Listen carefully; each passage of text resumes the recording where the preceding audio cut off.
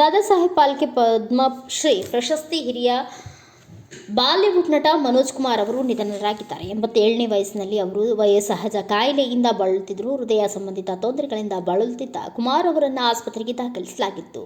ಕೋಕಿಲಾಬೇನ್ ಧೀರುಭಾಯಿ ಅಂಬಾನಿ ಆಸ್ಪತ್ರೆಯಲ್ಲಿ ಕೊನೆ ಉಸಿರೆಳೆದಿದ್ದಾರೆ. ಹಿಂದಿ ಚಿತ್ರರಂಗದಲ್ಲಿ ಮನೋಜ್ ಕುಮಾರ್ ಅವರದ್ದು ಪ್ರಸಿದ್ಧ ಹೆಸರು. ಶಾಹಿದ್, ಉಪಕರ್, ಪೂರಬ್ और ಪಶ್ಚಿಮ ಸೇರಿದಂತೆ ದೇಶಭಕ್ತಿ ಚಿತ್ರಗಳಿಗೆ ಹೆಸರುವಾಸಿಯಾಗಿದ್ದರು. ಮನೋಜ್ ಕುಮಾರ್ ಅವರ ನಿಜವಾದ ಹೆಸರು ಹರಿಕಿಶನ್ ಗಿರೀಶ್ ಗೋಸ್ವಾಮಿ.